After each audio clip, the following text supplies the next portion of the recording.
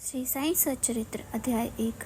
वंदना। गेहूं पीसने वाला एक अद्भुत संत। गेहूं पीसने की कथा तथा उसका तात्पर्य।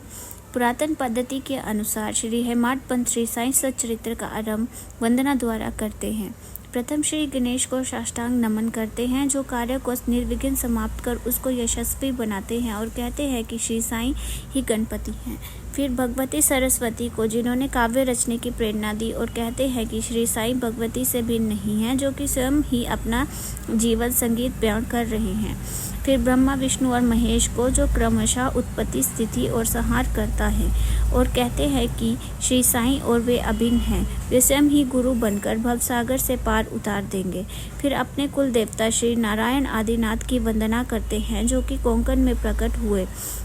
कोंकण वह भूमि है जिसे श्री परशुराम जी ने समुद्र से निकालकर स्थापित किया था। तत्पश्चात वे अपने कुल के आदि पुरुषों को नमन करते हैं।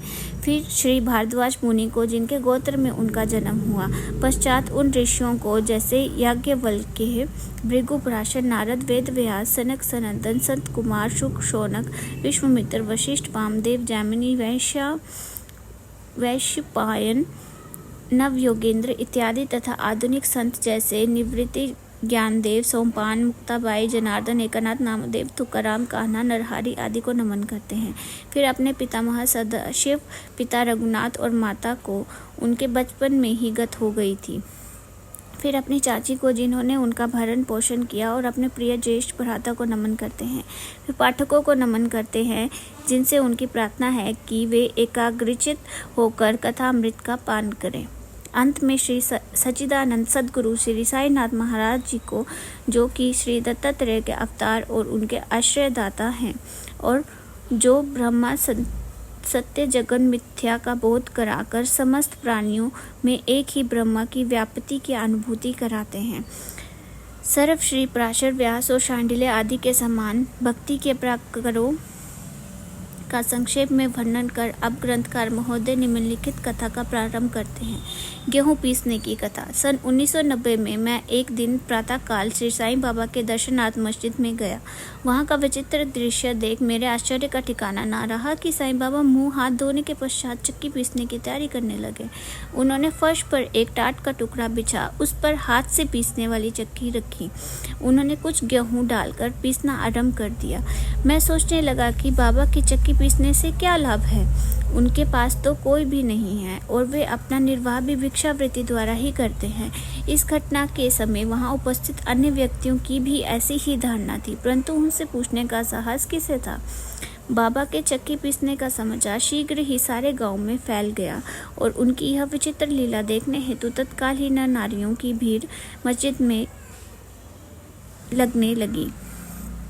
उनमें से 4 निडर स्त्रियां भीड़ को चीरती हुई ऊपर आई, और बाबा को बलपूर्वक वहां से हटाकर उनके हाथ से चक्की का खूंटा छीनकर तथा उनकी लीलाओं का गायन करते हुए उन्होंने गेहूं पीसना प्रारंभ कर दिया। पहले तो बाबा क्रोधित हुए, परंतु फिर उनका भक्ति भाव देख वे शांत होकर मुस्कुराने लगे। पीसते पीसते उन स्त्रियों के मन में ऐसा विचार आया कि बाबा के ना तो घर द्वार है, और ना इनके कोई बाल बच्चे हैं, तथा ना कोई देखरेख करने वाला ही है। वे स्वयं ही भिक्षावृत्ति द्वारा ही अपना निर्वाह करते हैं, अतः उन्हें भोजन आदि के लिए आटे की आवश्यकता ही क्या है। बाबा तो परम दयालु हैं, हो सकता है कि यह आटा वे हम सब लोगों में ही वितरण कर दें। इन्हीं विचारों में मगन रहकर गीत गाते गाते ही उन्होंने सारा आटा पीस डाला। तब उन्होंने चक्की को हटाकर आटे को 4 समान भागों में विभक्त कर लिया, और अपना अपना भाग लेकर वहां से जाने को उद्यत हुई। अभी तक शांत मुद्रा में निमग्न बाबा तत्क्षण ही क्रोधित हो उठे और उन्हें अपशब्द कहने लगे। स्त्रियों, क्या तुम पागल हो गई हो? तुम किसके बाप का माल हड़प कर ले जा रही हो? क्या कोई कर्जदार का माल है जो इतनी आसानी से उठाकर लिए जा रही हो? अच्छा, अब एक काम करो कि इस आटे को ले जाकर गांव की मेंढ पर बिखेर आओ। मैंने शिरडी वासियों से प्रश्न किया कि ये जो कुछ बाबा ने अभी किया, इसका क्या यथार्थ से क्या तात्पर्य है। उन्होंने मुझे बतलाया कि गांव में विषुचिका का जोरों से प्रकोप है, और उसके निवारण अर्थ ही बाबा का यह उपचार है। अभी जो कुछ आपने पीसते देखा वह गेहूं नहीं वरन विषुचिका थी, जो पीसकर नष्ट कर दी गई है।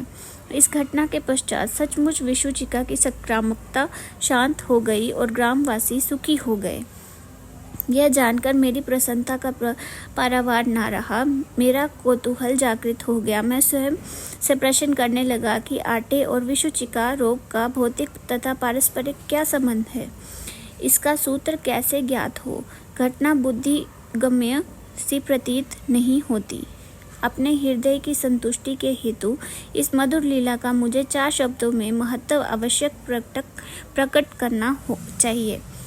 लीला पर चिंतन करते हुए मेरा हृदय प्रफुल्लित हो उठा और इस प्रकार बाबा का जीवन चरित्र लिखने के लिए मुझे प्रेरणा मिली। यह तो सब लोगों को विदित है कि यह कार्य बाबा की कृपा और शुभ आशीर्वाद से सफलतापूर्वक संपन्न हो गया।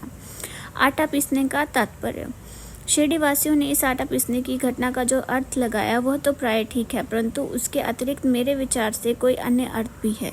बाबा शिरडी में 60 वर्षों तक रहे और इस दीर्घ काल में उन्होंने आटा पीसने का कार्य प्राय प्रतिदिन ही किया। पीसने का अभिप्राय गेहूं से नहीं वरन अपने भक्तों के पापों, दुर्भाग्य, मानसिक और तथा शारीरिक तापों से था। उनकी चक्की के 2 पाठों में ऊपर का पाठ भक्ति तथा नीचे का कर्म था। चक्की की मुठिया जिसे पकड़कर वे पीसते थे वह था ज्ञान।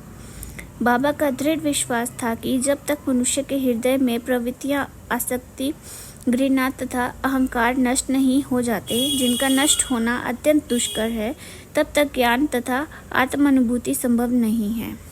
यह घटना कबीरदास जी की इसके तदनुरूप घटना की स्मृति दिलाती है। कबीरदास जी एक स्त्री को अनाज पीसते देखकर अपने गुरु निपट निरंजन से कहने लगे कि मैं इसलिए रुदन कर रहा हूँ कि जिस प्रकार अनाज चक्की में पीसा जाता है उसी प्रकार मैं भी भवसागर रूपी चक्की में पीसे जाने की यातना का अनुभव कर रहा हूँ। उनके गुरु ने उत्तर दिया, घबराओ नहीं, चक्की के केंद्र में जो ज्ञान रूपी दंड है उसी को दृढ़ता से पकड़ लो। जिस प्रकार तुम मुझे करते देख रहे हो उससे दूर मत जाओ, बस केंद्र की ओर अग्रसर होते जाओ और तब यह निश्चित है कि तुम इस भवसागर रूपी चक्की से अवश्य ही बच जाओ। श्री सद्गुरु साईनाथ परमस्तु शुभम भवन्तु। ओम साई राम।